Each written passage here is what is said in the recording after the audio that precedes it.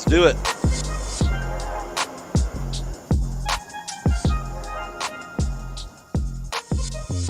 See, you like that beat?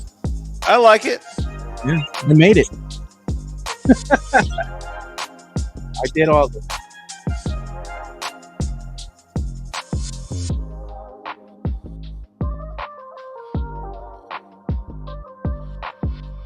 Oh, and I was also doing with Jeff too.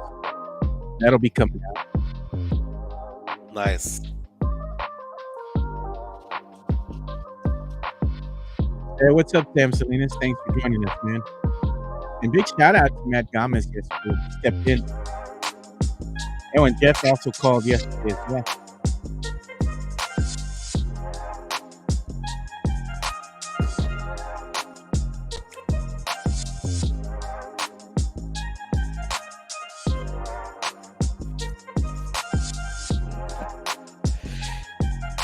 And they're also, we're going to talk about trading the Spurs this morning. Yeah.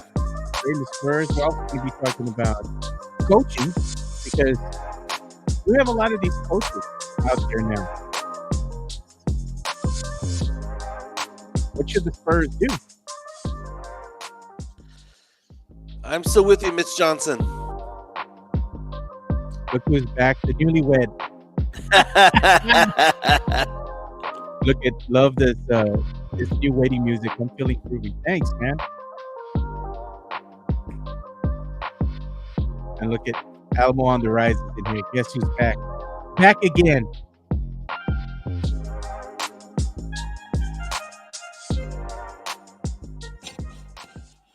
Welcome to another episode of the Area 210 podcast with Mike Jimenez and Joe Garcia. Make sure to subscribe and hit that like button. Join the discussion as we broadcast to you live from beautiful West San Antonio. And remember to tip your hosts as it helps the show grow. What's up, San Antonio? What's going on, South Texas? This is the Area 210 podcast. My name is Mike Jimenez. That's Joe Garcia. We go for about an hour 15, hour and a half, talking them sports, them pop culture, them nostalgia. What's going on, Joe? How you feeling, my man? Feeling good. It's good to have you back. I You know, told it's Jeff I yesterday can't you big time me. I can't be sick, right? That it's Michael's often getting married, right? That was the Congratulations, rumor on the everyone. X yesterday. Thank you, appreciate it. Go ahead and we got registered at Target, right? No, I've been under the weather, Joe. I tell you what, this is the byproduct of going to that EDM show over the weekend. I have some photos of it from on my Twitter account, but I went to an EDM show in downtown Houston on Friday night. And I was out there till 1:30 in the morning, and Chica and I had a few cocktails. We ended up at a dance club until 4:15 in the morning, and they kicked us out, Joe. Damn. Got back to the hotel around 4:30, and I have not been right ever since, man. I've just been under the weather, allergies. Maybe it's the Vegas flu. I don't know if my my body's shut down from the alcohol and dancing. But I have been miserable all week long, Joe. Just miserable. And when we were about to do the show on Monday, I was logging on. I couldn't keep a coherent thought. Like there was nothing in my head. I had no thoughts in my head. I was under meds and whatnot. So a little stuffy today, but I'll be okay, man. I'll be okay. Hey, shout out to our boys, man, over here, Elias and Chris Leha for doing their Spurs spaces on the X yesterday. Yeah. It was the court, the USOA court was now in session. Yeah. Man, it went off the rails and it got crazy. They somebody booted the spaces and off, it went off and then it came back again. But by that time I had to leave already. So I missed the second half. But we did cook and we held Matt Lerma's feet to the fire a little bit. Ooh, about what? Everything. We let it all out. It was we weren't going like back and forth, but we're just saying, he was giving his take and we're saying pushing back a little bit and letting him know what we thought as well. So it was good. Well, did he give impressions on Jeremy Sohan? Of course. His guy. I'm still here. So we have a lot to get into today. Okay, first of all, the Spurs are one step closer to getting a second lottery pick. May not be the greatest lottery pick, but still, we're a step closer to that. Trae Young was ejected from last night's game, and I hope we have video of that. Trae Young ejected for what is being called a mockery of the game. When have you heard that phrase, a mockery of the game? This is somebody who Spurs fans were enamored with before the season started. He gets ejected out of the game. Orlando just steamrolls Atlanta in the play-in game, the first play-in game. Again, Atlanta was battling Orlando for that 7-8 spot, was on the road, loses that game. So Atlanta will now host the winner on Friday of tonight's matchup between the Miami Heat and the Chicago Bulls. So it's kind of funny how this all works out. Again, 7 plays 8, 9 plays 10. The winner of 7-8 advances into the playoffs as number 7.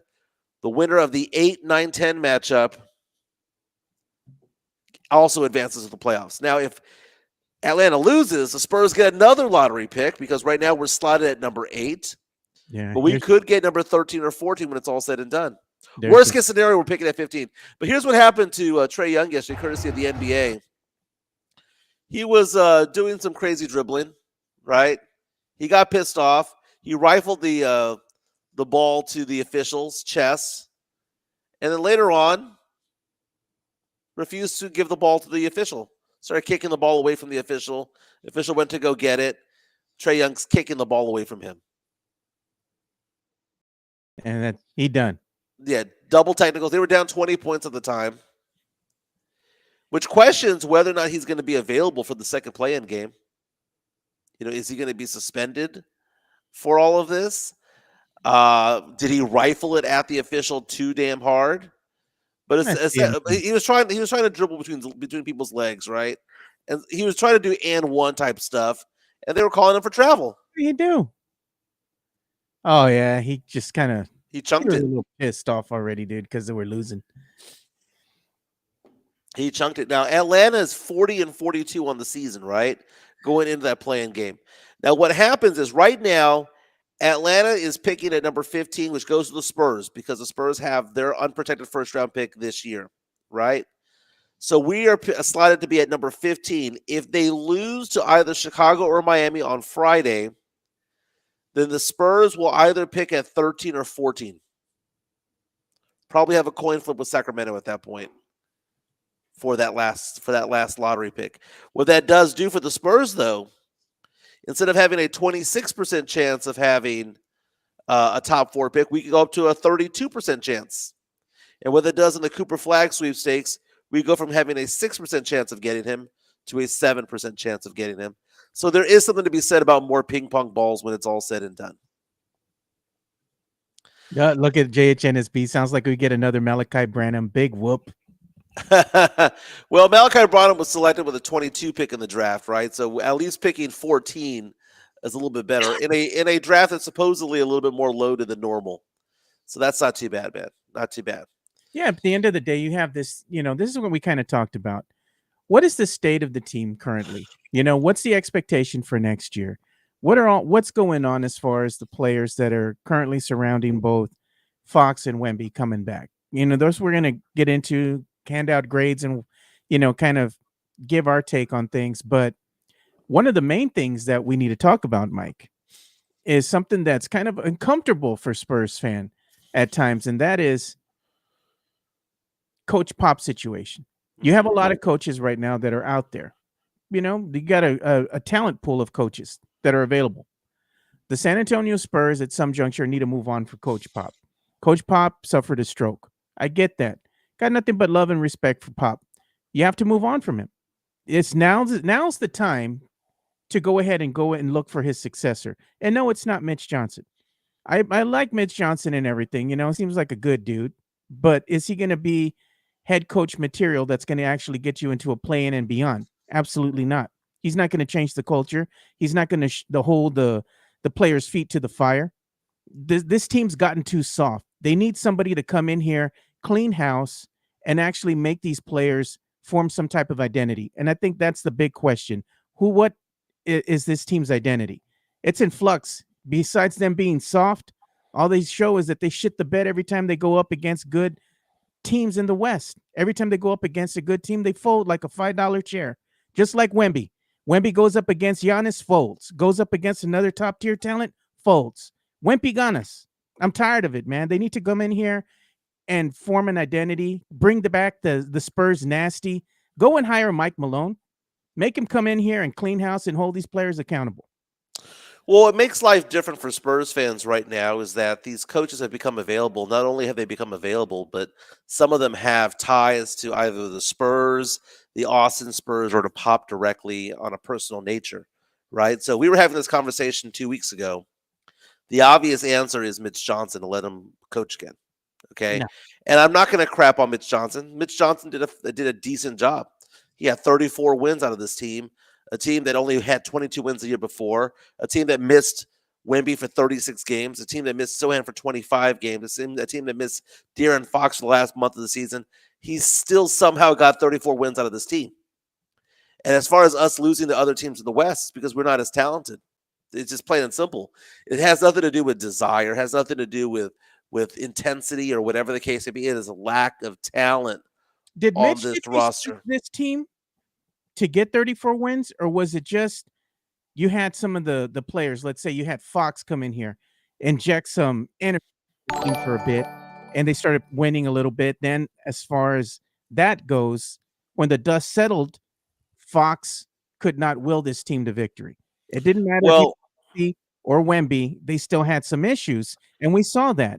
So I don't know, man. I don't think it was all Mitch. Mitch tried to call out the team at times, but didn't say it with his chest out. He said it twice in this whole season. When he was talking to the media, he said, "Oh, this team played soft." No, they are well, soft. the Spurs did have veteran presence that they hadn't had before, from Chris Paul playing 82 games, Harrison Barnes playing 82 games. They had a little bit more veteran savvy this year compared to years past. So you were allowed. Mitch Johnson did have some coaching while on the court, but you can't take away the fact that he got 33 wins. Man, 33 wins as an interim coach, 34 wins total for the season for the Spurs. That was the best coaching performance the Spurs have had since 2019, mathematically. Just from a mathematical winning percentage, the best the Spurs have done. He did not have a preseason. He was not the man. He does not have his staff. So it's an incomplete to judge him on anything that he does. And then if you have Pop in his ear, casting a shadow over everything, and is basically still pulling the strings in many ways, it's kind of hard to judge what Mitch Johnson is. Yeah, we have Now, an incoming super chat right now from Sam Salinas. yeah, it says, I'm with Jeff from yesterday. The organization knows Pop's decision. Spurs front office needs to stop treating fans like mushrooms, keeping us in the dark and feeding us crap. Appreciate the $5 super chat, Sam.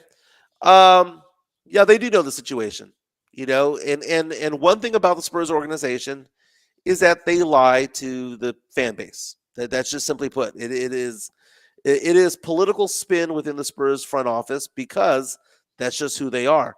Do you think we'll ever know what happened with Josh Primo? Like, who knew what and when and where and everything that went down with that? No. The Spurs NDA'd that crap from the get-go. They should have never it under the reg. to begin with. He should have never been picked to begin Never with. been picked. That's a different story for a different day. Alperen Şengün, who they should have picked, is going to make third team All NBA this year. So going on into Mitch Johnson and what has changed over the last 2 weeks. Well, what's changed over the last 2 weeks is certain coaches have become available, right? So 2 weeks ago, it was like, well, who the hell are we going to have as a head coach? Mitch is kind of by default the option. But now you have Taylor Jenkins being released by the Grizz. You've got Mike Malone being let go by the Nuggets. You've got Mike Budenholzer being released by the Suns. Those are three coaches right there with a better track record than Mitch Johnson. Three coaches, two of them have won titles. And the fact that you have these coaches there with experience working with big players, whether it be John Morant, Nikola Jokic, Kevin Durant, they have experience doing that. Don't forget Taylor Jenkins. Taylor Jenkins being one of them. And Mike Brown's another one. They have the ability to command a room because they've been around. And they've been around superstars. They've been around playoffs. They've made playoff runs. So if the Spurs are going to go off and get one of these guys, I'd be supportive of it. I mean, there's nothing wrong with that. But what I am saying is that it's going to be a weird situation if, in fact, Mitch Johnson becomes somebody good. It's going to be a really weird situation when that happens. Look what Because Gilbert because P is the idea that the Spurs are going to go off and just move Mitch Johnson back as into assistant coach is not going to happen.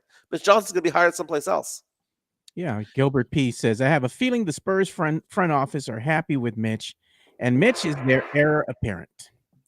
Yeah. I mean, I wouldn't be surprised. They do have to kick the tires on Malone and Jenkins, though, and Coach Bud. You They have have to kick the tires. They really do. But again, we need to have a long-term plan for Victor Wembanyama. This would be, if we do get a new head coach, his third head coach in 3 seasons. Not a very good situation for him when it comes to Exactly. it. Look at Connor. Mitch Johnson can't make adjustments. That's part of the problem. Not only making adjustments, but the lineups. Do you know what Playing into what the lineups, man. you know what the thing is, Joe? It's not so much that they can't make adjustments. We have nobody to adjust to. We don't have the talent. That's not his team. I mean, I think that the one thing that I'm trying to stand up for Mitch Johnson is that is not his team. That is not his staff. That is not his playbook. He ran Pop's rotations. He ran Pop's offensive plays. That was a Pop team that was thrown out there for all intents and purposes. And the fact of the matter is that we don't know who Mitch Johnson is because Mitch Johnson has yet to be given the reins to anything. Look at this. Gilbert P says, or did Mike Brown's firing be the reason Fox wanted out? Fox wanted out because he had too many coaches over the course of the last couple seasons. And he just wasn't happy with the way that things were moving over there with Sacramento. Didn't have any guarantees, in other words, for his future. Right. Coming over here to San Antonio, wanted to be paired with the alien, with Wemby. He got his wish. Now the big thing with Fox and Wemby moving forward is you have to go ahead and solidify the coaching position. That way they feel like they have some type of job security moving forward, because they want to know who's going to be the head coach, what's going to be in play, what's the direction of the team. The Spurs need to come out right and say something. Jeff Garcia was saying this yesterday. The Spurs probably know Pop's decision, and they just haven't said anything yet. But they need to. That way the team can finally move on. And that way the players know for certain who's going to be the next head coach. Is it going to be Mitch Johnson, or are they going to go out there and be like, hey, we're going to be interviewing candidates? Well, interviewing candidates is the same way as getting rid of Mitch Johnson, because you can't do one. You can't say that, oh, I'm going to go interview you guys. I'm going to go interview Mike Malone. I'm going to go interview Taylor Jenkins, going to go interview Mike Budenholzer. But if it doesn't work out, I'm going to go out and just rehire Mitch Johnson, because that doesn't work. You either commit to Mitch Johnson or you get rid of him. Those are the only two options you have. You can't bring him back into the fold and say, well, go coach the Austin Spurs, because that dude won 33 games as an interim head coach thrown into the fire without Wemby. Like Joe, you have to understand the outside looking in. The outside looking in, somebody who hasn't watched 82 games, right, for the Spurs. You're the coach of, I don't know, Phoenix Suns. You're the coach of wherever. You look at Mitch Johnson and go, okay, that guy's in his 30s. The guy has been under Pop for a while. Got 34 wins off a team that had Wemby missing for 36 games, that had no point guard for most of the season. You look at that, you think to yourself, I think from the outside looking in, I think outsiders give Mitch Johnson a better grade than what Spurs fans give him. Spurs fans are pissed off because of 6 years in a row of mediocrity or below. Spurs fans are pissed off because we haven't made the playoffs in 6 years. Spurs fans are pissed off because this is the best team we've had in 6 years, and we still only got 34 wins. Mitch Johnson. That is not Mitch Johnson's fault. He was nothing more than Coach Pop's puppet. Mitch Johnson is not the fault of what happened in 2020, 2021, 2022, 2023. So I'm trying to judge him on what he did in the 77 games in which he was the interim head coach. And as an interim head coach, with all the things thrown at him, no backup center, no backup point guard, no true point guard to start the season, Wemby going down with injury. I have a hard time understanding why so many Spurs fans have venom towards Mitch Johnson. Well, he didn't adjust. He doesn't have the effing players to adjust with. He doesn't have them. Who's he going to adjust with? Champagny? To go ahead and make Who's he going to adjust with? Blake Wesley? Who's he going to adjust with? Malachi Branham? What are you earlier doing in the with year, City Stephon Castle? Sissoko, Zach Collins. Stephon Castle balling out. Be like, no, young man, we're going to go ahead and put you back on the bench. We're going to put you on the bench. We're going to go ahead and let Chris Paul start. That didn't work out too well for them. That might not have been his situation, dude. Then they went ahead and brought him back. They did not bring Chris Paul in to be a backup player. They did not. And all the fantasy talk of people who are like, oh, what we got to do as Spurs fans, we got to bring Harrison Barnes off the bench. There are certain players, Joe, who when they sign with a team, they sign as a starter. They don't sign to be, I'm going to be a member of the Spurs and do what you tell me to. You sign as a starter, but isn't it your job to go out there and perform to keep the starting position? If you're letting a rookie come out here and outshine you, whose fault is that? Right. No, I agree with you. But that's not why Chris Paul was signed. Chris Paul was not brought over to be a bench player. Do better. You know what? That's not the way that it works, Joe. The do better is not an attitude taken in sports, because everything that you do in sports has to do with who's the next free agent you're going to get. So who's the next person you're going to get. You F around with Chris Paul, and it gets around the NBA that he was supposed to be a starter and he got sent to the bench. You ain't signing anybody free agency wise. Look at the Dallas Cowboys. The Dallas Cowboys, people are like, well, they don't really sign a lot of free agents. Guess what? A lot of free agents don't want to go there. A lot of free agents don't want to go there because they know that they'll be screwed over when it's all said and done. Want to deal with and if the Spurs are going to screw over their free agents, then no other one will come. Oh my God! No other one will come. It is politics, Joe. Harrison Barnes is not going to be sent to the bench, Joe. Harrison Barnes played 82 games this year. Signed 82 games. Toyota Corolla of the team. But the same thing is that when they brought in Chris Paul, it was to be the starter. That was the known fact, was to be the starter. And Mitch Johnson being blamed for not starting him, that was what contractually he was supposed to be doing, Joe. He won 34 games this year despite all this crap, despite the fact that he was forced to start Chris Paul, despite the fact that Wemby missed 3/8 of the season, 36 games, despite the fact that we didn't have a starting point guard, despite the fact that we didn't have a backup center, despite all of that, he got 34 wins. You know what? I'm going to hold your feet to the fire. Despite all that, let's not forget when the Spurs went ahead and announced that they were getting CP3, you came out right and said that's a sign that they're punting the season away. And did they punt the season away? They didn't punt the season away. They made a change because Chris Paul was going to come in here. The punt of the season was they weren't going to do anything in the offseason. Major. Now you move the goalpost. What was the talk of the town at the time? Was whether we were going to go after Trae Young, right? Give up multiple first-round draft picks to get Trae Young. They wanted Trae Young. They wanted a big name, right? There was Kevin Durant was another big name out there.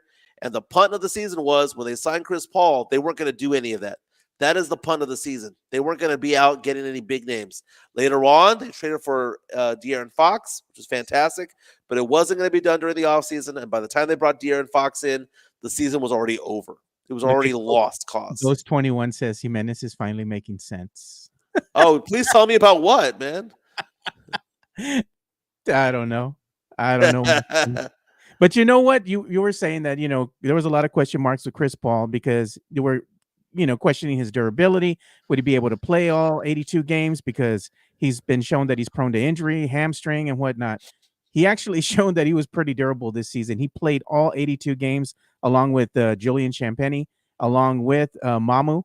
And the other player that was durable as well was going to be Stephon Castle. He played 81 out of 82 games. Right. Yeah. Yeah, and that was amazing. It's another reason why Stephon Castle is going to win Rookie of the Year. Now, we did see on Jeff Garcia's Twitter account at Jeff G Spurzone that a lot of the confirmed ballots have come in for Rookie of the Year. Now, again, the vote total won't be announced until later on in the next couple of weeks or so. But they have 9 votes in, Joe. 9 votes in. And we have 8 first-place votes for Stephon Castle, 1 for Zachary Reese-Sarchet. So it's not going to be a unanimous decision, nor should it be.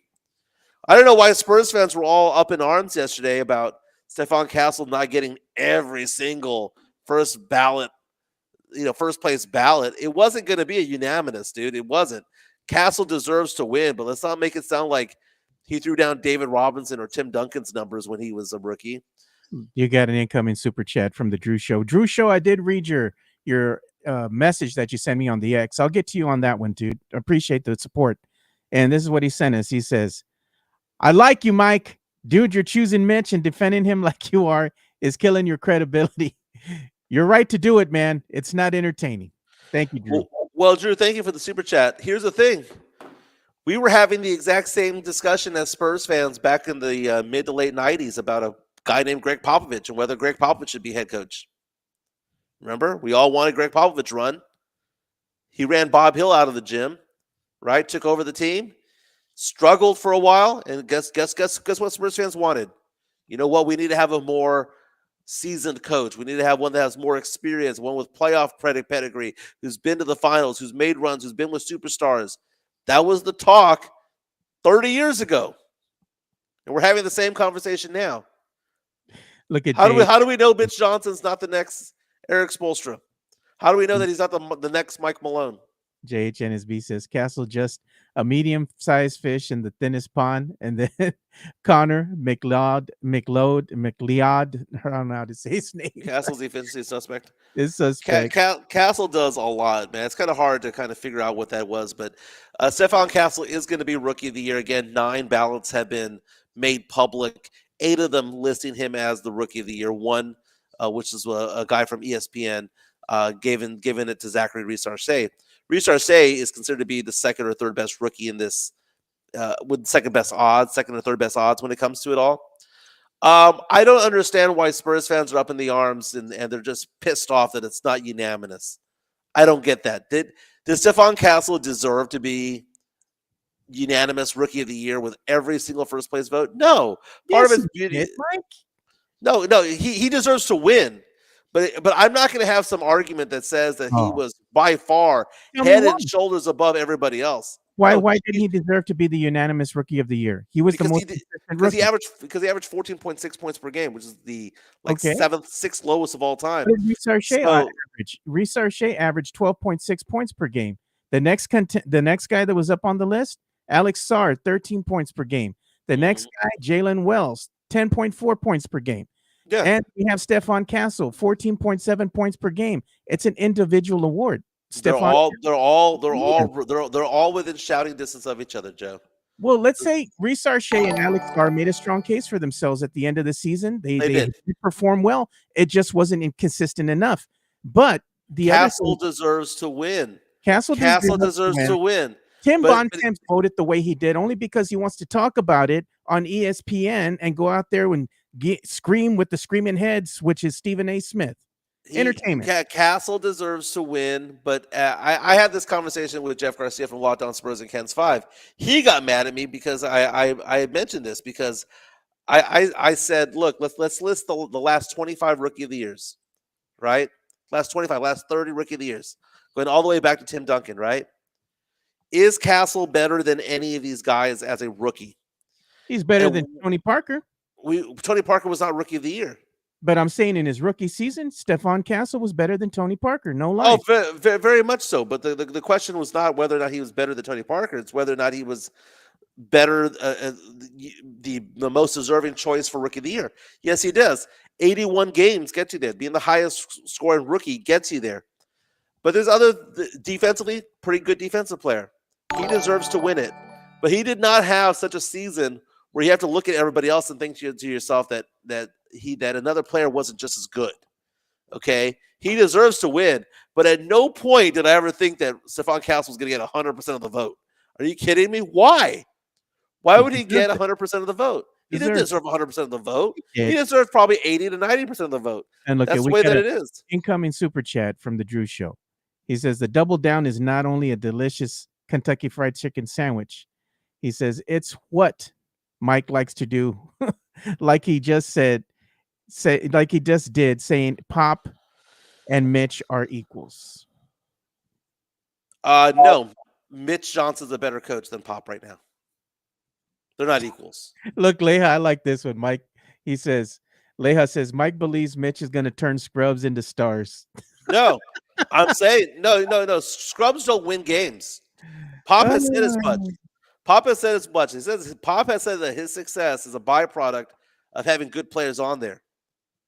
I'm just saying I want to see what happens when Mitch Johnson gets good players. Look at this. That's what I Tavares want to see. says Utah beat reporter tweeted he voted for Jalen Wells. Why? Jalen Wells, he's great inside the paint, but if you look at what he does from an offensive standpoint, as far as his offensive production, it's painful watching this dude try to score at times. He needs some help. Well, I mean, as much as I love Stephon Castle, he needs to improve his shooting. He had this. It's like the sixth out of the last 50 years. Stephon Castle is like the sixth lowest all time when it comes to points per game for Rookie of the Year. He's also like the sixth or seventh worst when it comes to shooting Look at of this. the last 50 years. By the way, let's look at the last handful of years when it comes to Rookie of the Years. Right? Okay, we have a super chat I'd like to get to. This was by Sith Lord Elias. Thank you, Elias. He says, "Congrats on the marriage, Mike. How was Vegas?" Still had the honeymoon though. Okay, so would I posed this question to Jeff Garcia from Locked On Spurs at Ken's 5. He did not like this line of questioning, but I asked the question: would Castle have won the Rookie of the Year up against Victor Wembanyama? Would he have beaten Wemby? No, not probably. Most definitely would not have. Would he have beaten Paolo Banchero, who averaged 20.7 rebounds per game as a rookie? No. Would he have beaten Scotty Barnes, who averaged 15 points, 8 rebounds, and 4 assists as a rookie? No. Would he have beaten LaMelo Ball? Would he have beaten John Morant, Luka Doncic? Would he have beaten Ben Simmons, who averaged 15, 8, and 8? No. Malcolm Brogdon, he would have beaten. Right? Malcolm Brogdon, sure. Maybe Andrew Wiggins, but not Karl Anthony Towns. Not Michael Carter-Williams, not Dame Lillard, not Kyrie Irving, not Blake Griffin. Not Tyreek Evans, not Derrick Rose, not Kevin Durant, not Brendan Roy, not Chris Paul, not Emeka Okafor, not LeBron, not Amare. So you go back in time, Joe, last 25 years, you can make the assessment that this was the third weakest Rookie of the Year of the last 25 years. Now, I phrased that to Jeff Garcia from Locked On Spurs and Ken's 5, and he did not like it when I phrased it that way. But when I listed the 25 last players who won Rookie of the Year, Jeff agreed that Castle wouldn't have won against any of those guys. So it's not to take away from Stephon Castle at all. Castle deserves this award. He does not deserve it unanimously, but he does deserve the award. But it's also we did not have that star rookie this year that we oftentimes do in the NBA. More often than not, we have an elite standout rookie. We had a very, very good rookie in Stephon Castle. He may very well be a star. He is super young. But the idea that he had this legendary season that deserved to be unanimous Rookie of the Year is not even remotely accurate. I don't know. I think he deserved to be Rookie of the Year, unanimous Rookie of the Year. But to each his own. Tim Bontemps decided he wanted to go ahead and vote for Zachary Reese-Archet. And he won't be the only one. Yeah. He won't be the only one. I was watching on FS1 yesterday. They were revealing Rick Bucher and Nick Wright and all them were announcing who they had as Chris Broussard, who they had as their MVP award winners and all that stuff. Like they revealed their ballots. It was interesting to see like the dynamic by which they go with when they try to determine who wins what. And like one of the ones that I think is going to be kind of questionable this year is Defensive Player of the Year, which should have gone to Wemby. Wemby was on track to be Defensive Player of the Year. He's led the league in blocks. I mean, he alters shots. What he does on the floor defensively is amazing. But he goes down with an injury, with a blood clot. And suddenly you have players like Evan Mobley and Draymond Green and Dyson Daniels all fighting for Defensive Player of the Year. And there doesn't seem to be any one consensus as to this is the guy that should win the award. That's going to be an award out there that's probably going to be 5-6 names deep when it comes to it all. One was trying to claim that Giannis should be considered as Defensive Player of the Year. Found that to be interesting. Yeah. But it's great for Spurs fans to see Stephon Castle win Rookie of the Year when that announcement is made. He does deserve it. He is the best rookie of this year. It's just he didn't set himself so far and above and head and shoulders above everybody else, where it's like, oh my God, he's going to have the best career out of all of them, right? Because go ask Wizard fans what they think of Sar. Go ask Hawk fans what they think of Reese Shea. They like their guy too. We like our guy. They like their guy. We think our guy's better than their guy. Guess what? They think their guy's better than our guy. It was a very even thing that went down when it came to the rookies' performance this year. And I will say this, Joe. Do you know what won the Rookie of the Year for him this year? Oh. Was De'Aaron Fox hanging it up the last month of the season. Look, they're talking. Do you remember they were talking about worst shooters in the NBA right now? Because you were talking about Stephon Castle. So here it is.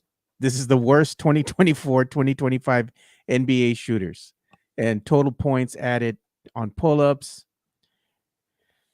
catch and shoot threes, free throws, and long twos in the 2024-2025 season. Number 1, Giannis Antetokounmpo. Number 2, Stephon Castle. Number 3, Kyle Kuzma. Number 4, Scotty Barnes. Number 5, Russell Westbrook. Then you have Alex Sarr at number 7. At number 6, should I say. Number 7, you have Isaiah Collier. Number 8, Alperen Sengun. Then you have Wendell Carter Jr. at number 9. That round out the top 10 is going to be Bilal Coulibaly. Okay, so one thing I will say about Castle is that his shooting did improve some as the season went on. End of the year at 42.8%, which is not good. He needs to get that to about 45%. 3-point shooting at 28.5. It was in the low 20s earlier in the season. He improved that a little bit as the season went on.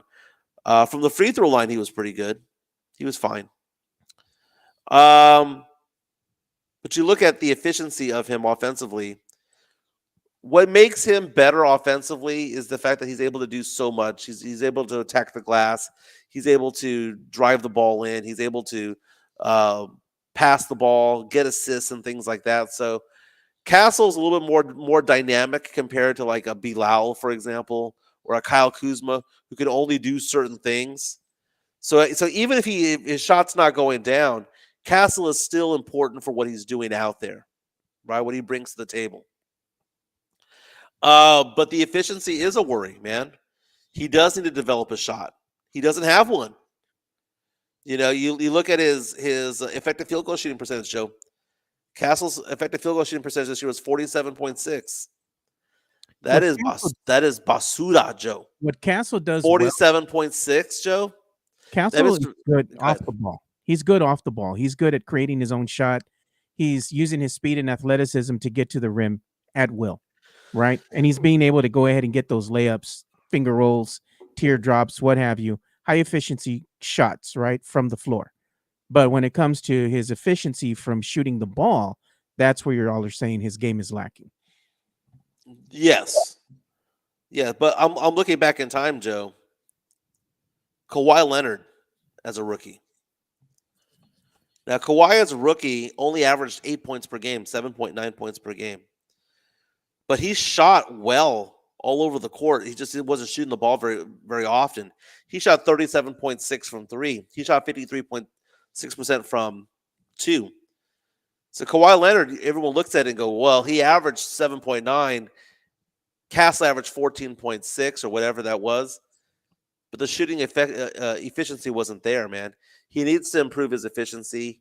He needs to develop a more confidence when it comes to the three-point shooting. That was the thing, man. There were a few times in watching Castle shoot the ball from 3 where he shot with so little confidence from time to time. It's weird. He drives in so confidently. He goes in the lane. He slows down. He changes speeds. When he's inside the arc, he's extremely confident. When he's beyond the arc, I don't know, man. It's not a very natural shooting motion that he's doing. Who has a higher the rotation's fine. The rotation's fine. Who has a higher ceiling at this point? You're looking at efficiency. You're going to go ahead and look at consistency. I'd have to say that Stephon Castle has been one of the most consistent players that we've had on the team this season. Yeah. There's no lies in that statement. The number one efficient player I think we've had on this team has been Harrison Barnes. He's been the Toyota Corolla, slow and steady. You put the key in the ignition and you turn it, it's going to crank over. It's going to get you where you need to go. That's been Harrison Barnes. Now, when we're comparing Stephon Castle and you're comparing Devin Vassell, who's the most consistent player in your mind between the two? I think they're both consistently inconsistent. I think Vacell's more inconsistent than Castle. Well, I mean, here's the thing, though. You look at Vassell. I think the problem that we have with Vassell goes back into the fact that we're disappointed over the several seasons. $147 million is what his contract calls for 5 years, getting paid around 26, 24 mil, something like that per Right. season. And you're paying this brother to be inconsistent every single season. Why? Well, it's weird because you're calling him inconsistent, but at the end of the day, he's still one of the best shooters on the team. But he's just notoriously inconsistent. He might have a good game, and then he'll drop 2 or 3 games and have another good game. You want him to be consistent across the board. Even if he's dropping 13 points a game, just be consistent. I mean, I'm looking at his shooting percentage right here, right? From 3 this year, he was 37%, which falls in line with his. Okay, his career average is 36.9% from 3. 36.9. He was 36.8. He was just him. I think the problem that Spurs fans have is that there's no extra gear for Devin Vassell. We know who he is. He's plateaued. He is who he is. This is as good as he's going to be. And the problem is that Spurs fans will look at him and go, well, that's not good enough. But he's still a good player. $147 million worth? Over 5 years, probably a little bit high. But the fact of the matter is that's probably not tremendously high. I saw that chart that was done by one guy saying that he was the second worst contract in the league. I question the bona fides of the guy that made that chart, right? This guy averaged 16 points per game, 37% from 3. He's not a scrub. But Vassell is frustrating because he's been with the team for 5 years, right? And again, is the frustration the fact that his play is a certain way, or is the frustration that Spurs fans had irrational confidence in him? Is it the fact that the Spurs fans believe that certain players are going to be so good? We still have people who tell me all the time, "Well, you watch, Jimenez. Sohan's going to be an all-star one day. You watch." There's still those guys that are there, man, and it's just like, judge it for what it is. You can't judge things over the course of the last 5 years and try to assign blame to them. You know what I'm saying? You can look at it and say, hey, Castle deserves to be Rookie of the Year, but oh, by the way, he wouldn't have won it any other year in the last 20 years. You can have that argument. You can have that assessment and still be a Spurs fan. All I'm saying at the end of the day is when I compare Castle and I look at Vassell, Castle has a higher ceiling. He does. I think Vassell's plateaued. This is all you're going to get out of him. And he needs a lot of touches in order to get his shots. I'm just very being true. The absence of one Wemby, the absence of Fox, Vassell, he had to come in here and do his thing. He got his points. But how many times did he have to touch the ball to get those points? A lot. He's taking shots away from other players on the team. And that's the problem. You don't have any shooters on this team. You don't have consistent shooters. And that's been a gaping hole in the Spurs offense for quite a number of seasons already. They don't have anybody that can play inside the paint as far as a true center. They don't have a backup center that can really play that position well. They don't have any shooters. They don't have any three-point specialists out there that can consistently knock down an open three. There's a lot of things that this team needs. And right now with the cast of characters you have Sohan, you have, Mamu, and you have all these other players out there, and that's just not it, man. It's not going to cut it. Well, one name that kind of got exciting down the stretch, oddly enough, was Blake Wesley. We gave Blake Wesley up for dead, months ago. You want to play him. And then the last couple of months out of the season, all of a sudden he's showing signs of proficiency, signs of hope out there. By the way, I was looking at the stats right now, Joe. Did you know the Spurs had a player on the team who shot 41% from 3 this year? Who was that? I'm going to throw that name out there, Joe, because I saw that stat and I was like, oh my God, he shot 41% from 3. Malachi Branham. How many threes did he take? Well, he played 47 games. He averaged, let's see, 2 3-point attempts per game. So he probably took about 92, 93 of them. Okay. And he knocked down 40% of them. It's just weird because, you look at the Spurs roster, and oftentimes these players are so one-dimensional in what they can do. Yeah, Malachi Branham can shoot 40.5% from three, but he can't defend anybody to save his life. Yeah, Blake Wesley can run up and down the court, but he also can't defend as well unless he's trying to go for the steal. You know, um, the Spurs have a lot of one-dimensional guys. Now, if we're going to give letter grades out to people, I would give, if we start from the top, the highest letter grade I would give of any Spur player this year is probably Harrison Barnes. Harrison Barnes played 82 games. He had some really good games. He had that game winner against Golden State the other day. But we call him the Toyota Corolla. Why? Because he's just out there just revving his engines, getting miles in, getting his steps in, getting points, getting rebounds. Gonna get it done, dude. Gonna get it done. I'll give Harrison Barnes a solid B. B as in boy. This is what he is, man. I'd give him an A, dude. Given what he's been able to do on this Spurs squad in the absence of Pop, and you have Mitch Johnson, a lot of moving pieces. You're losing Wemby due to the blood clot. You're losing Fox due to injury. Harrison Barnes did an admirable job. He did a very good job on this team. Better than I expected, to be honest.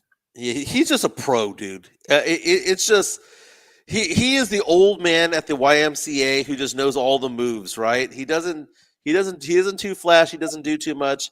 82 games this season, averaged 12.3 points per game, shot 81% from the free throw line, had an effective field goal percentage of 62.2%. Shut the front door, man. Shot 43% from three. I mean, Barnes is just like Toyota Corolla, bro. Like every Spur big man should look at Harrison Barnes and go, I want to be that guy. Yeah. I want to be that guy's going to be making money for years and years to come. I think that was probably one of the better pickups that the Spurs had in the offseason was getting Harrison Barnes. Yeah. I mean, you needed some consistency, and that dude, he's just Mr. Consistent. That's what we should call him. Mr. Consistent, the Toyota Corolla. Yeah, that's what he is. We have to give a B+ to Wemby. Wemby was an all-star for the first time. Wemby was in line to win Defensive Player of the Year, but the blood clot came up and he had to call his season short, missed 36 games. We'll give him a B+, right, Joe? Yeah. Okay. We'll give Chris Paul, I'm going to give him a B-. He played 82 games. You get credit for that. No, give him an A, bro. 82 games at his age? Dude, he averaged 7 assists per game, but he couldn't score a bucket to save his life, dude. So I'm gonna give him a B-. Vassell, I'll just give a solid C. Just is what he is, man. He is who he is. Give him a solid C. Champagne, I'm gonna give a C-. He started off the season hot, and then the last part of the season was just awful. I'm going to give a B+ to Mamu. Mamu gave us one of the most memorable moments here for the season when Mamu just went off, dude, and made NBA hits. And he had Flavor Flav out there as his hype man. Yeah. That was a great moment, dude. Regardless of how the season played out, that was a great moment if you're a Spurs fan. That was amazing, man. Sohan, I'm going to give a B-. B-. No, I give that brother a C. Well, I mean, Sohan improved his 3-point shooting, so he got it over 30%. He still got that stupid one-handed shot, bro. His 2-pointers went up 7 to 10%. So he has become a little bit more proficient shooting wise. He did stay within that 5-foot area. So people who are like all excited that his 2-point shooting has gone up. Well, it's because he's limited himself to those bunnies, dude. He's only doing 5 feet in, and he's only doing 3-pointers. Anything between 6 and 20 feet, he won't shoot it. It's probably where he needs to be. So I'm going to give him a B- for at least trying. Look at that. Tavares says, hell no. Mama was a C. Dude can't rebound. Oh man, but the guy can shoot. Mamu better than Sohan. Mamu is better than Sohan for this team. Maybe not in basketball in general, but for this team, yes. Oh God. Mamu is better as far as his offense efficiency than Sohan. Yeah. There's no lies in that statement. Hey Joe, a friend of mine just texted me a video of me at the EDM concert. I'm afraid to even look at it, dude. Dude. You had the glow sticks and the whistle. I know you did. Let's see.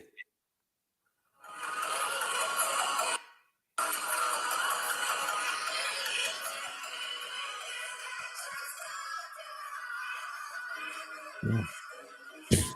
uh. And where was this? Was this in Vegas? This is in Houston. Oh God. Yeah, good times. Oh, nice. He found me and Chica. No God. You have You the like my glowing, you like my glasses? yeah, the glowing glasses.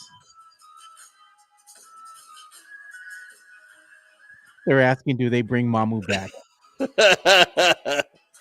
Mike, stay off the weed. It says Severius. Oh my goodness, Yeah. what I do? What I say wrong, dude? I'm heavily on Nyquil right now. So if I'm not making mistakes, it's Nyquil. I agree. They said, Sam, Mike, stay off the weed. And look at Tim Gonzalez says, I know Joe was happy when the Spurs traded Collins to the Bulls. Of course, they got rid of that god awful contract and somebody who was just terrible on this team.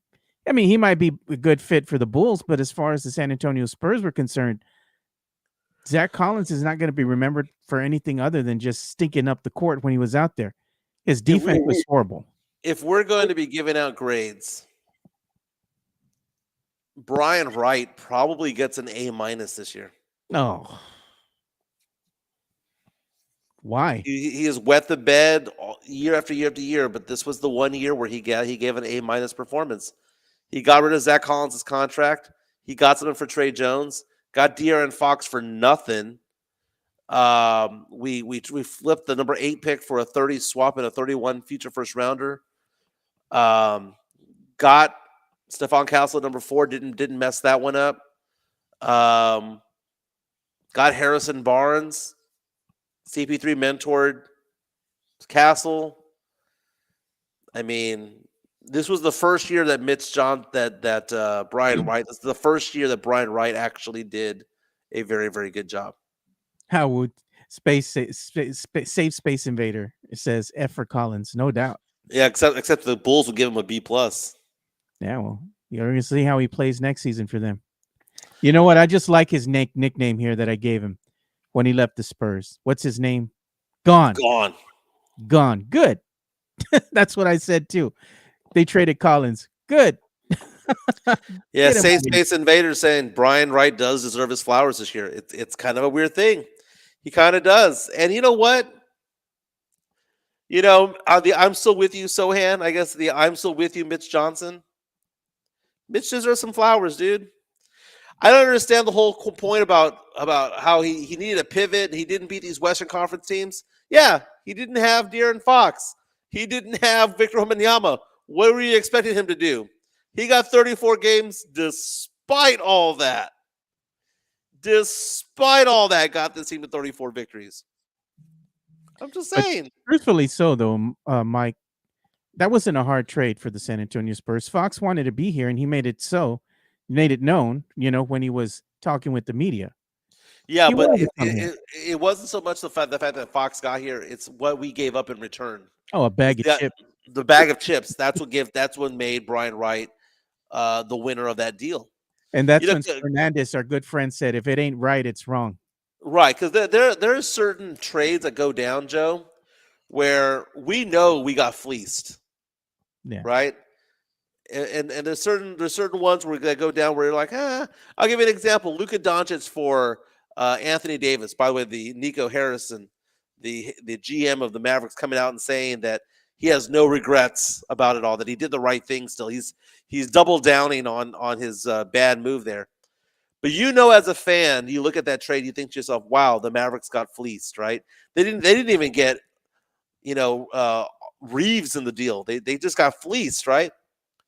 This was the first time when you saw that when that trade went down and Brian Wright brought De'Aaron Fox in for what amounted to be Zach Collins, Trey Jones, and second rounders. You knew from that perspective, Joe, that we won that trade. Yeah. Right, Joe? Knew it. We won that trade.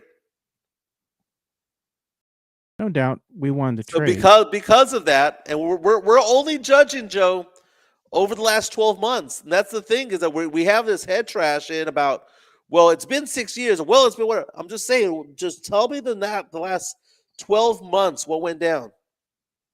Last 12 things that went down were 12 months that went down were Brian Wright's done every move that we would have wanted him to have done. And probably the best move he did was not going after Trae Young. Oh yeah, man. I know Spurs fans wanted Trae Young, and I wouldn't have minded Trae Young out here, but you would have had to give up so much just to get him on the team.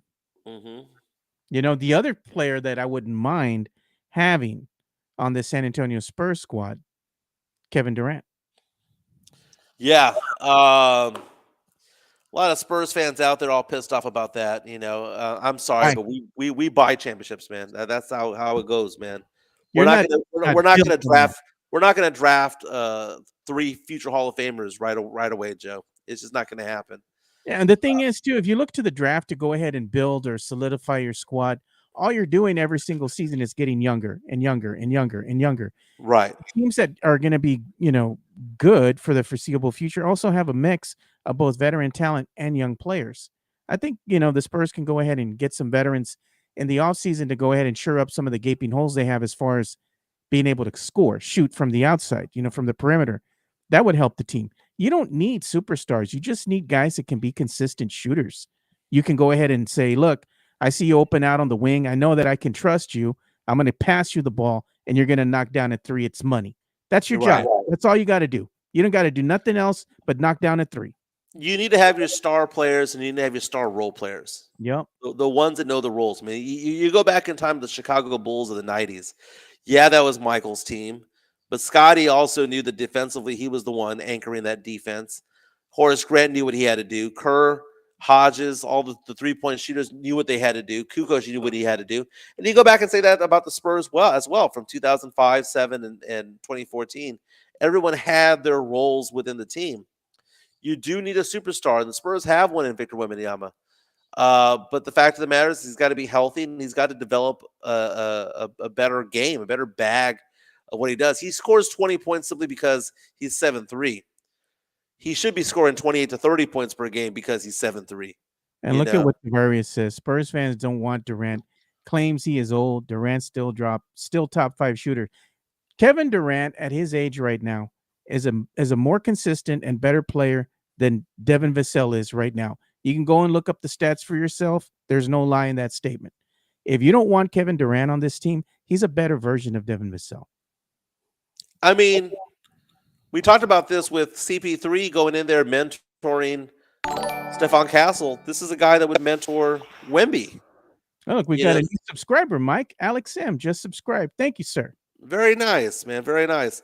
Last season for the Phoenix Suns, Kevin Durant averaged 26.6 points per game, averaged 6 rebounds and 4 assists. I mean, the guy still has game. I don't know. I don't know what else you want to say. He shoots 43% from 3, Joe.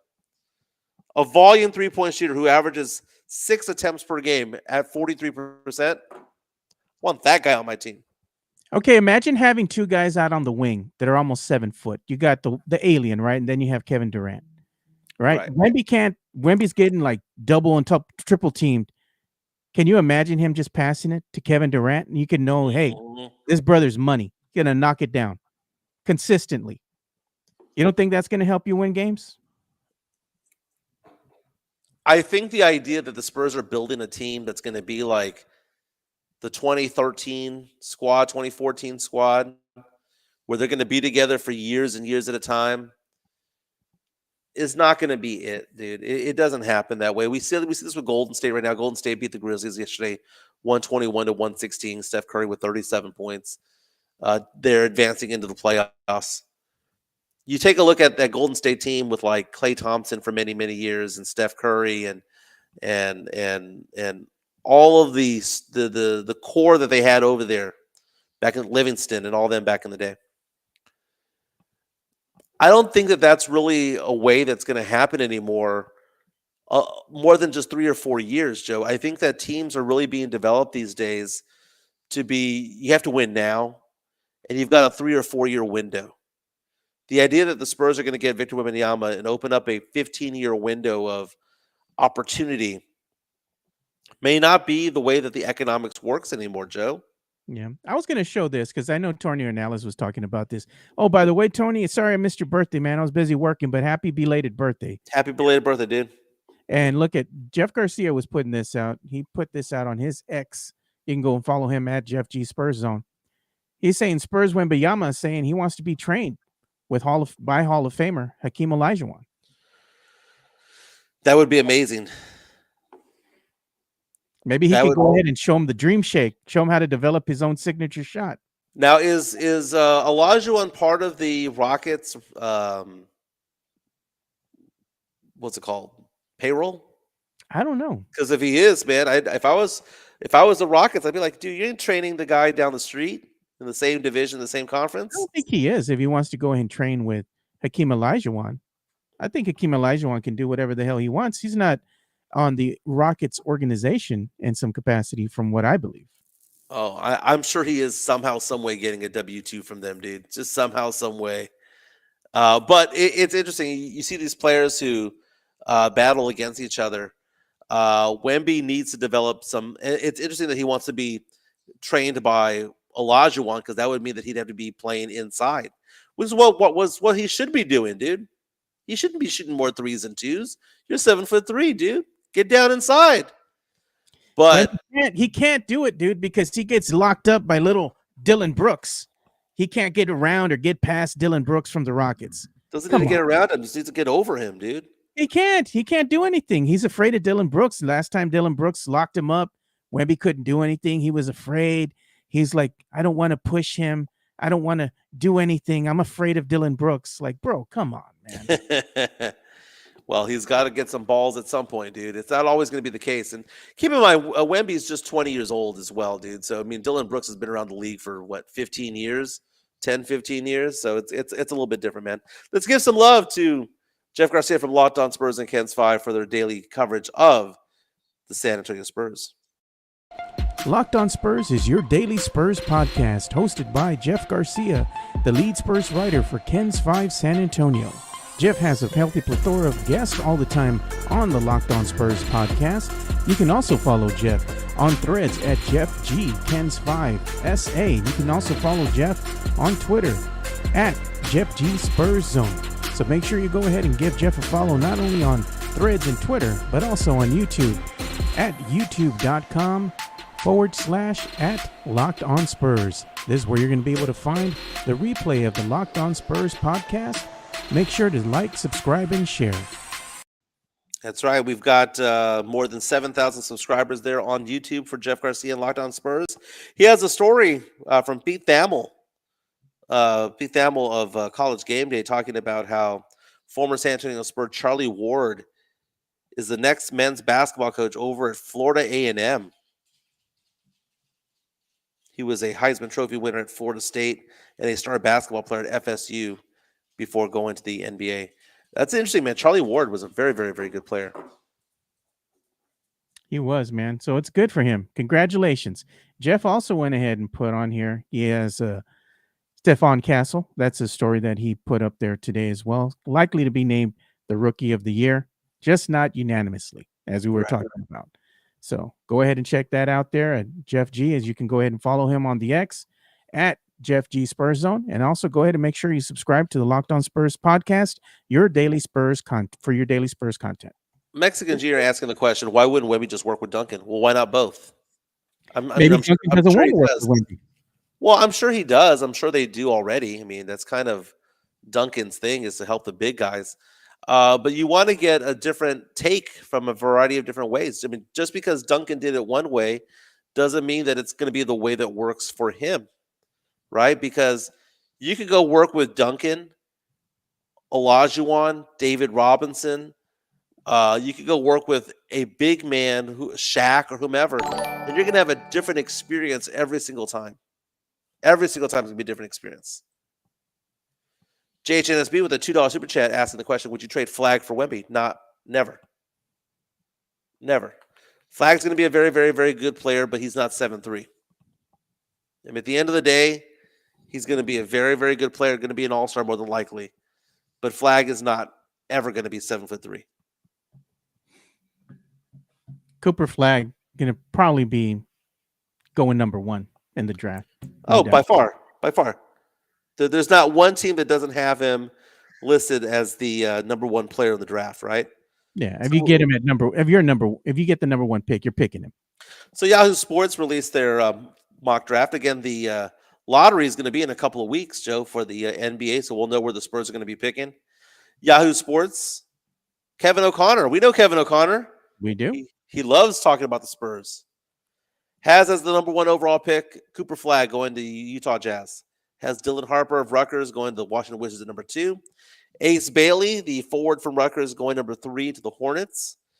He has VJ Edgecombe of Baylor. I like his game, dude. I really do. He's so silky smooth. Going number 4 overall from Baylor to the Pelicans. Number 5, Colin Murray Boyles, forward out of South Carolina, going to the Sixers. Number 6, Trey Johnson of the UT Longhorns, going to the Brooklyn Nets. He has Kasparis going to the of Illinois, going to the Toronto Raptors. And at number 8, he has the Spurs taking on center Derek Queen out of Maryland. Queen had that buzzer beater, to one of the few buzzer beaters that we saw in March Madness this past year. Came from Derek Queen. They have him going number 8 to the Spurs. I can see that because the Spurs need a center. And Derek Queen's a guy, is a good player. They have Con Kneppel going to Portland, number 9. Kamen Maluak of Duke going number 10. And then the Spurs picking at number 15. Going with, I'm going to mispronounce his name, Noah Nsengwe, a French guy. Forward. Saying that he has a versatile defense would make him a good fit next to Wemby. Hey, defense is great and all, but you got to get the ball in the hoop, Joe. At some point tonight, play-in tournament, Joe. Do you like to play in tournaments 7 versus 8, 9 versus 10? It's all right, but I mean, at the end of the day, I know the league, should I say, is doing it as a money grab for ratings and whatnot, kind of extend, I guess, the playoffs in a bit, because it's the play-in tourney. It's good for ratings. They're going to go ahead and make revenue off of that. Right. At the end of the day, I mean, you're just basically getting 10? You're getting 10, 9, 8, and 7 to go ahead and go up against each other. Mm-hmm. I mean, it is what it is. I mean, it is entertaining. Don't get me wrong, but I think at the end of the day, the players are going to get tired of it at some juncture. Well, tonight you got the Miami Heat taking on the Chicago Bulls. It's a 6:30 tip-off. The winner of this game, this is the 9-10 matchup, so the loser's out, goes into the lottery. The winner plays the Atlanta Hawks Friday night for the right to be the number 8 team in the Eastern Conference.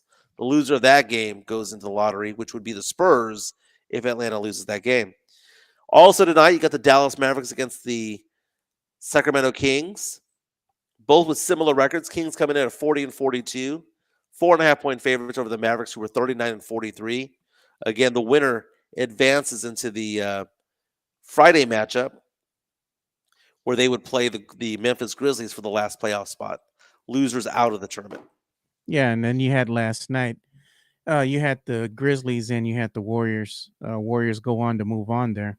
Well, 121-116. Yeah, so it was a close game. I was watching it. That one was entertaining. The Hawks game and the Magic, that was not. That was a blowout, dude, from the get-go. For Steph Curry at his age to go off for 37 points, man, knocking down 6 3-pointers is amazing.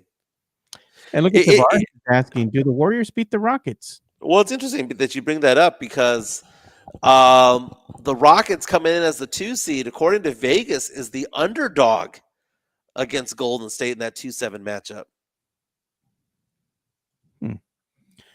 That'd be interesting to me. What if the Warriors wind up beating the Rockets and they move on? That'd be an upset. Well, we had that conversation last week as to who are people really cheering for these days if you're a Spurs fan, right? I like the whole idea of Luka Doncic going in there making noise, dude. I think just to rub, you know, dirt on the wound of what's going on in Dallas. If Luka Doncic goes off and does well, it would be so devastating for Dallas fan. So devastating. And for Nico Harrison to come out and say that he did nothing wrong, that he wouldn't change his mind, that he would do it all over again.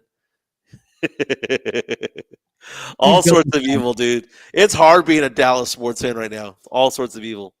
He's gonna double down and say that, dude.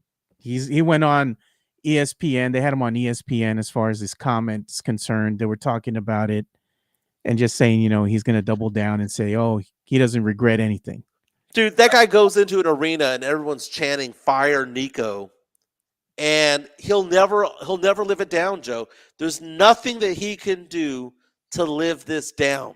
What is that other GM, head coach / GM that ran the franchise into the ground? That was the Texans. Remember what was his name? The coach that they had prior.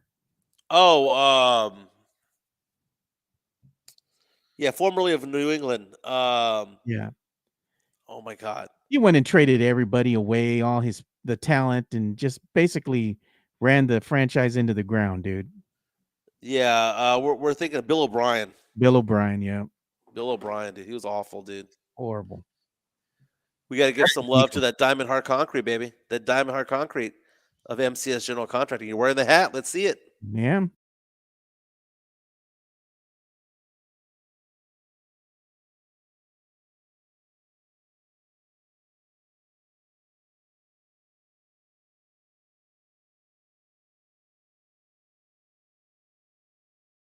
MCS General Contracting, more than 30 years of combined experience in concrete placement.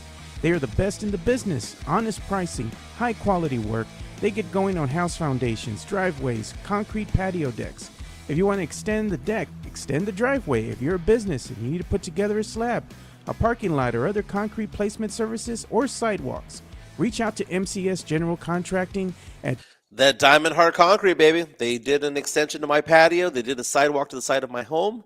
Did a fantastic job. You can give them a call at 210-774-9155. 210-774-9155. If you want to throw my number out there as well, my number is 210-508-0369. If you have questions about investments or insurances, I do IRAs, 401k, rollovers, annuities, stocks, also do life insurance, disability, long-term care, auto insurance, homeowners insurance. Give me a call, 210-508-0369, 210-508-0369. Joe, what are you streaming these days, Joe? Well, what I was streaming is I went ahead and saw on the weekend this new, I guess, movie that premiered on Amazon Prime. It's called G20. Okay. It's all right. I saw it and I was like, it's okay. It was free, because you already paid to watch, to have the Amazon Prime video because I have the Amazon Prime package. So I'm like, it's all right. But the one thing that I did go see over the weekend was that movie, and it's called The Amateur. That one just came out. I want to see that. Is it was good? Quite good, dude. I enjoyed it. Saw it at the Flicks Brew House, man. It was a good flick. Yeah. I enjoyed it. Yeah, I'll be doing that maybe on Friday night. That's Rami Malek and like Lawrence Fishburne or Forrest Whitaker, one of the two. Lawrence Fishburne was Lawrence Fishburne. There you go. So fantastic. Yeah, I want to check that out. That some very good commercial trailers on that. Chica and I have been going off, and we fell in love with an old TV show, Joe. Which one? I'm so disappointed in myself. We got really into American Idol this year. Oh, God, dude. I hadn't watched it in years because I was so turned off by Katy Perry and by all the people they had as judges. But now they have Luke Bryan, Carrie Underwood, and Lionel Richie. And what they've done this year compared to most other seasons, Joe, is that they made a mockery of themselves because they would have all these people audition who had bad voices, and then they would like William Hung singing She Bangs and all that stuff, right? And it was about Paula and all them giving a bad reaction to it all, right? Yeah. They did away with that, dude. They were like, you know what? We're only going to feature good singers, only good singers, My and favorite one it's been different. was the guy that they had featured on there that sang that pants on the ground. Remember that? He came No, up there and he's like, pants on the ground, looking like a fool with your pants on the ground. Oh God, dude. well, American Idol has been absolute garbage for many, many, many, many, many years. This season, though, they went back to their roots, man.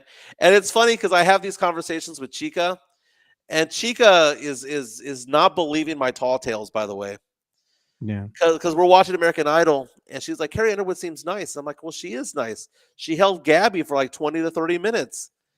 And she looks at me like, no, she didn't. And I'm like, no, Carrie Underwood held my daughter Gabby for 20 to 30 minutes in San Antonio when Gabby was 2 years old. It happened. Camera phones did not exist. We have no photographic evidence of this other than we got an autograph from her. But no, man, Carrie Underwood was a sweetheart back in the day. But now she's all glammed out, man. She doesn't look the same. You know, they come out looking natural and very pretty, and now they're all Botoxed out. You know what show that I've been wanting to watch? I don't know why, dude. I just saw this flash across my Facebook or Twitter feed, one of the X feed, should I say. It was a picture and it says, if you can name this cast, we can be friends. I was like, wow, blast from the past, dude. There was a little known show that I used to watch way back when. It was actually pretty good, man. And I forgot how much I used to like it. It's called Northern Exposure. I remember that show, dude. Yeah. So I was like, you know what? I'm going to go check this out again, dude. I haven't seen it in quite some time. And the other one that I watch from time to time that comes out now, it's on the CW2 channel 29.2. That's going to be the X-Files. It comes out late at night because I get out around 9 o'clock or maybe later every night. You know, that's when my shift will end. And sometimes I'll just turn it on, and depending on the episode, I'll be like, oh, yeah, I forgot. I like the X-Files, dude. The old school X-Files. Yeah. That's cool, man. X-Files was all right, man. Wasn't that bad. People giving me crap about my selection of American Idol, saying I must really be on meds. I am on meds, though, and I'm a little bit woozy right now. You can tell by my eyes. I saw this tweet earlier this morning. I'm going to double check the stats here. And it's asking because the NFL draft is coming up pretty quick, right? And there's a guy named Marcus Mosier from Locked On Cowboys. Yeah. Put out a stat about Shedeur Sanders, Dion's kid. Asking the questions, do you know how many yards he had rushing in 50 collegiate games? How many? Well, what would you think? I don't know. How many yards per game rushing do you think he would get? He was getting? Who, Shedeur? Yeah. 10, 12. Okay, so 10, 12 yards. Okay, that's 50 starts at 600 yards, right? Mm-hmm. The tweet goes on to say the Shedeur Sanders in 50 games of college football play had just 29 yards rushing. That's it. Is this a thing, Joe? I mean, you see Shedeur Sanders, and I hate to say it this way, but he's African American, so you would assume that he could run. Oh, right? Mike. You would assume dude. If you look at Shedeur Sanders versus a slow white Tom Brady, who do you think would win a foot race, Joe? What about Arch Manning? Okay, again, there are exceptions to the rule, right? you could say, well, what about Josh Allen, right? But you look at, I very rarely do you see an African American quarterback come out who doesn't have at least some set of wheels. Okay, I'm with you. You don't have to be like I'll give you an example. Dak Prescott before he hurt his ankles, right? Was he a running quarterback? No, but he was a quarterback who could run. He wasn't a running quarterback or quarterback who could run. Patrick Mahomes. Patrick Mahomes. Is he a running quarterback? He's squirrely. He can get out, right? But for a Shedeur Sanders to not have the ability to run or not have that as part of his bag is kind of weird. It's kind of weird, Mike, but he's told not to because he wants to go ahead and prolong his career. You see, The one thing that's been shown, if you are running quarterback and you get out there and you like to run, you're going to get hit, right? And is that going to go ahead and shorten your career? You're setting yourself up for injury. They say go ahead and slide, do this, do that instead. Run out of bounds. It's good to prolong the play, get a couple yards if you need to, but you also got to be sure to think about your longevity. If you go out there and you're trying to go ahead and get a couple yards and you're banging bodies and you're the quarterback and you injure your arm, your throwing arm, you injure your hand in some way, your ankle, you're a detriment to your team. Right. So maybe he's learned. Maybe his dad says, look, you can run and you can go ahead and prolong the play, but don't be running and do something stupid and be out there and then get knocked the hell out because you want to get 5 yards. Guess who didn't run a 40-yard dash? Who? Guess who didn't run a 40-yard dash at the combine or in front of any teams this year? No. Sugar Sanders. Does he have to, though? Well, it's funny because I'm looking at a review of him. It's saying that they estimate it to be a 4.8, but that he didn't actually do it. So he didn't do any drills this year. He didn't show up to the combine to do much of anything other than to do some interviews. I don't know. I find this to be interesting because in this league in 2025, you need to have some mobility. You can't be out there and just be a sitting duck the entire time. You have to extend the play, right? If he only had 27 yards rushing over the course of 50 games in college, he cannot extend the play. That's a weird stat. Maybe he can run. That's a weird stat. He can. Hey, look at this. Jeff Garcia brings this up. It's a good topic of discussion that I wanted to show you. So there's this show that me and Jeff have watched, right? It comes out on Cartoon Network. Okay. It's an adult, let's say animated flick. It's called Common Side Effects. It's a series, right? But Right. it's very good, dude. You should check it out. It has to do a lot with the pharmaceutical industry, right? And all the corruption and everything else that's going on behind the scenes, right? And it's a cartoon? It's a cartoon, but it's very good, dude. It's called Common Side Effects. And if you have, let's say, access to the Max, right? You can watch it for free. It's included in your subscription. So I highly recommend if you haven't watched it. You're looking for something new and different, this is it. That's pretty cool. And what network is it on? It's on the Max. It's Cartoon Network is the one that releases this. It's on Adult Swim. Yeah. But go check it out. Their first season's already done. They're gonna have a second season that'll be releasing out here. But it's really good, dude. It's really well done. That's cool. I'll check it out. Guess what I checked out over the weekend, Joe, that I hadn't seen in years? I saw it when I was doing my movie reviews back in the day. And because I didn't see it growing up, or I don't remember seeing it growing up. But anyway, I watched it again this past weekend. I saw Friday. It's good. That was a very well done movie, man. That was a very, very, very well done movie. I did not. I had to look up who Miss Parker was. Miss Parker. Miss Parker was a Barker beauty from The Price is Right. We've all had. Haven't you all of us had a neighbor that's like Miss Parker? No, I know dude. I had one. Come on, Mike. I had no hotties as neighbors growing up, dude. Bro, not a one. Not a one. We had a neighbor went right across the street from me. And this lady, she'd been married for years or whatever. Her husband and her finally got divorced, whatever, split up. Dude moves on. She stays with the house, what have you. Man, she went from just being a housewife to Miss Parker overnight.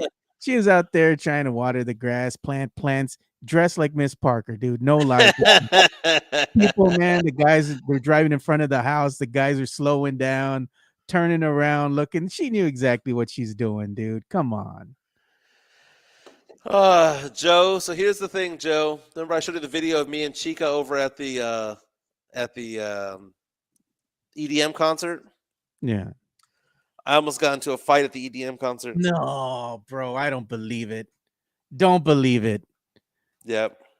My friend called me about it yesterday. He was laughing about it because I went to go get some drinks, and I'm coming on back, and Chica's we had a VIP table that we were at, and some guy tried to roll up on her, but he hadn't done it yet. He hadn't, he's trying to put his arm around her.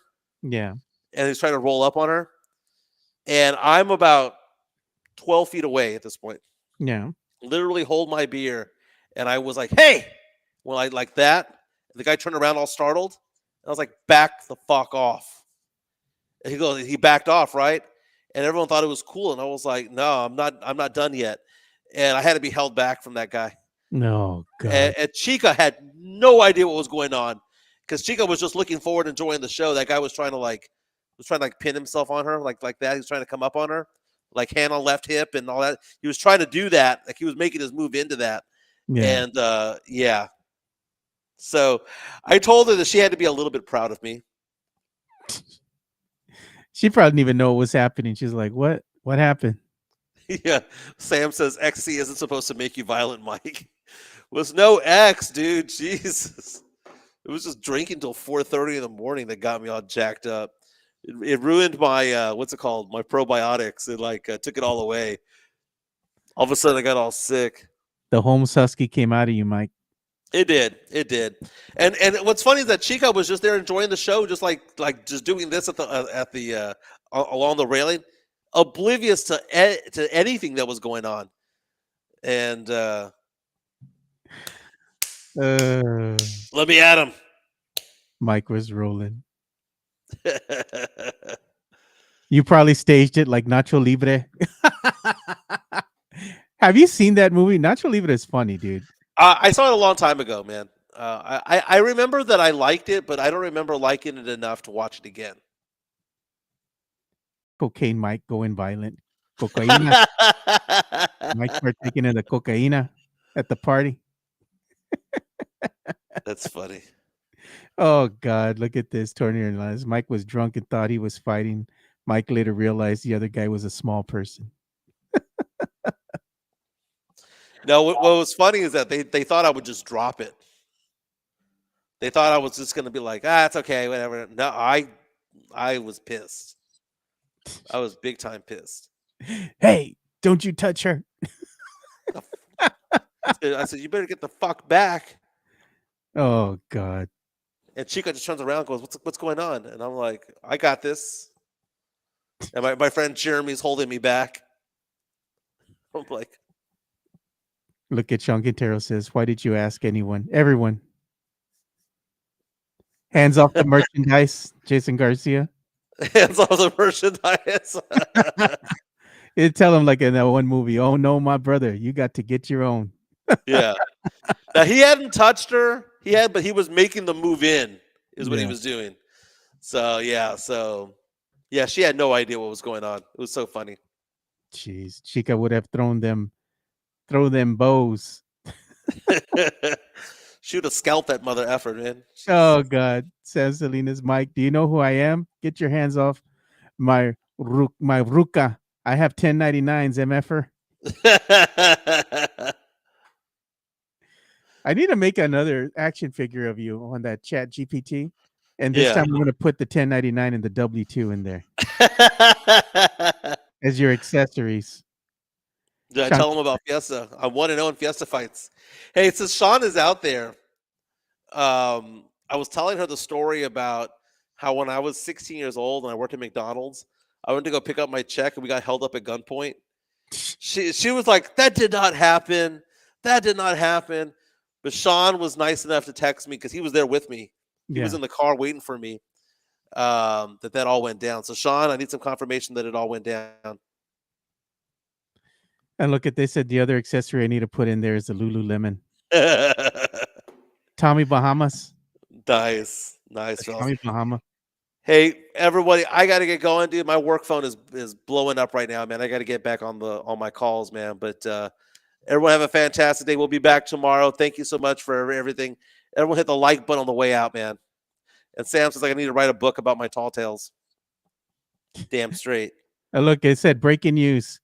Con Knuppel entered the NBA draft, Mike. Nice. There you go. I'll take him. All right. Everyone have a fantastic day, dude. We'll be back tomorrow. Peace.